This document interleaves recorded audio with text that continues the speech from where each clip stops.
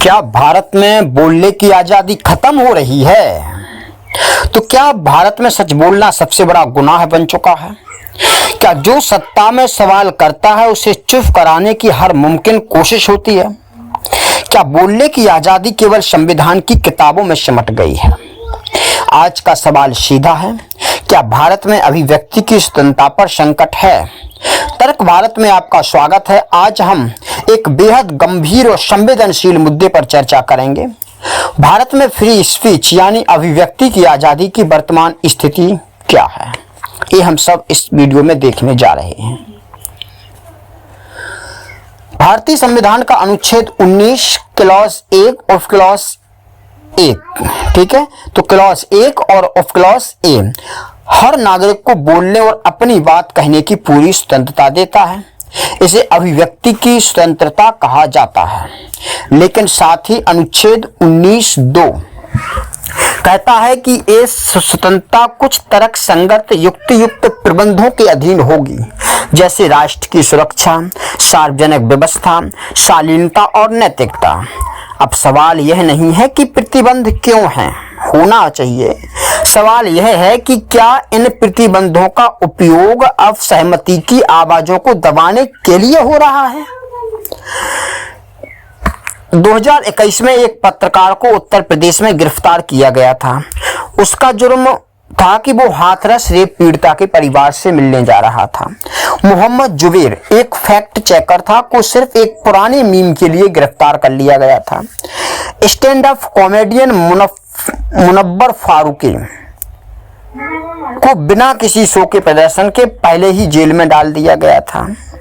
तो जो ये सिलसिला है, देखो ये सिलसिला अभी शुरू नहीं हुआ है। तो अगर हम 1992 से लेकर के 2025 तक की बात करें तो 63 ऑन रिकॉर्ड 63 पत्रकारों की हत्या की जा चुकी है। और यह सिलसिला यही नहीं रुकता। किसानों के आंदोलन पर रिपोर्ट करने वाले पत्रकारों पर राजद्रोह का केस कर दिया जाता है। लेखकों की किताबों को बैन कर दिया जाता है। जो सोशल मीडिया पर पोस्ट करने वालों को धमकी या फिर उनको भी गिरफ्तार कर दिया जाता है। क्या यही लोकतंत्र है, जहां हर असहमति को अपराध बना दिया गया हो? भारत का वैश्विक स्थान आंकड़ों की जुबानी। विश्व प्रेस स्वतंत्रता सूचकांक 2024 में भारत 161वें स्थान पर है, कुल 180 देशों में। सोचने वाली बात है। बीडेम इंस्टीट्यूट भारत को इलेक्टोरल ऑटोक्रेसी की श्रेणी में रखता है। फ्रीडम हाउस जो दुनिया भर में लोकतंत्र का आकलन करता है, भारत को अब पार्टली फ्री देश मानता है, आंशिक रूप से स्वतंत्र देश मानता है। सवाल यह नहीं कि ये संस्थाएं विदेशी हैं, सवाल यह है कि हम किस दिशा में जा रहे हैं। हमारी दिशा तय होनी चाहिए। हमारे जो आज़ादी का फ्यूचर क्या होगा? क्या हम लोग इसी तरह आराम धीरे धीरे चीन जैसे देशों की तरफ जा रहे हैं या कोरिया की तरफ जा रहे हैं? तो जो सोशल मीडिया सेंसरशिप और आईटी रूल्स 2021 के अंतर्गत सरकार को यह अधिकार मिला कि वो सोशल मीडिया कंपनियों से किसी भी कंटेंट को हटाने को कह सकती है। कई स्वतंत्र पत्रकारों के ट्वीट डिलीट किए गए। बीबीसी की डॉक्यूमेंट्री पर प्रतिबंध लगा। फेक न्यूज के नाम पर बहुत कुछ दबाया जा रहा है। अब तकनीक को लोकतंत्र बचाने के लिए नहीं बल्कि असहमति दबाने के लिए इस्तेमाल किया जा रहा है। आम नागरिक और डर का माहौल। अब जब आदमी भी डरने लगा है, कहीं व्हाट्सएप पर कुछ भेज दिया, कहीं ट्विटर पर कुछ बोल दिया और अगले दिन एफआईआर। डर लोकतंत्र का सबसे बड़ा दुश्मन है, ये बात माननी पड़ेगी। क्योंकि जब लोग सवाल पूछने से डरने लगे और पत्रकार कलम छोड़ने लगे, जब छात्र नारे लगाने से घबराने लगे, तो समझ लीजिए लोकतंत्र खतरे में है। कई साइन हमें देखने को मिल रहे हैं, कई चीजें देखने को मिल रही हैं। अब इसका समाधान, उम्मीद और भविष्य की राह पर बात करते हैं। क्या भारत इस रास्ते से लौट सकता है? हाँ, अगर नागरिक, कोर्ट्स और मीडिया मिलकर फिर से लोकतंत्र की आवाज को जगाएं।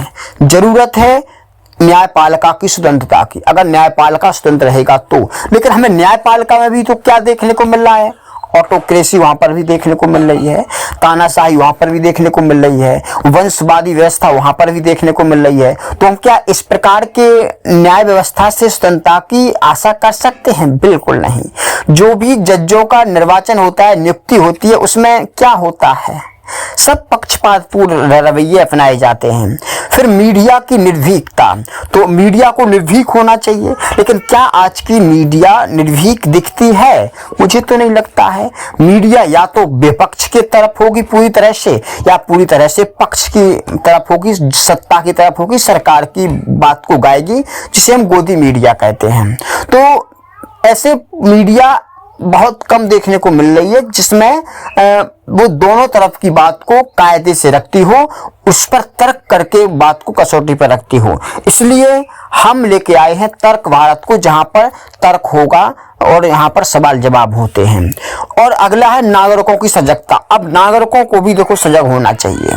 अगर आप भारत देश के नागरिक हैं तो तर्क भारत को सब्सक्राइब कर लीजिएगा, क्योंकि जो सोचने की शक्ति है, जो तर्क करने की शक्ति है, जो सवाल उठाने की शक्ति है, वो आपको यहाँ से एक प्रेरणा के रूप में निकल के सामने आएगी। तो आप भी सवाल जवाब करोगे, आप भी तर्क उठाओगे, ठीक है। जैसे इस वीडियो में मैंने कहीं पर कोई भी बात नहीं की, मैंने सीधा सीधा बताया कि 1992 से 2025 तक 63 पत्रकारों की हत्या कर दी गई है।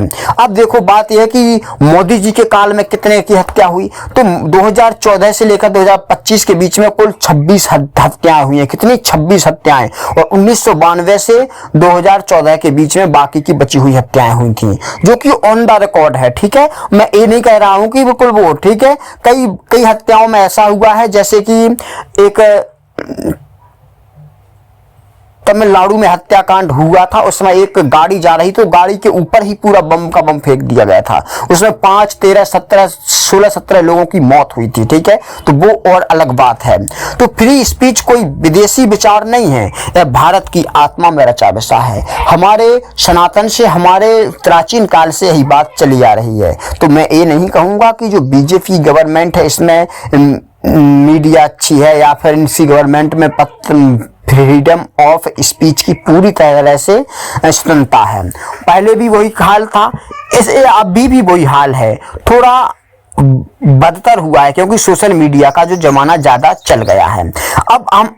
अब आपसे सवाल है, तो सवाल आपसे है कि क्या आप बोलने की आजादी के पक्ष में खड़े हैं या चुप रहना ही बेहतर मानते हैं? अपनी राय हमें कमेंट में बताएं। इस वीडियो को शेयर करें, क्योंकि लोकतंत्र की रक्षा तब होती है जब लोग चुप नहीं रहते। तर्क भारत को सब्सक्राइब करें, जहां सवाल पूछना बंद नहीं होगा, क्योंकि हर कोई चुप हो जाए तब एक आवाज बनना ही असली देशभक्ति है। जय हिंद, जय भारत।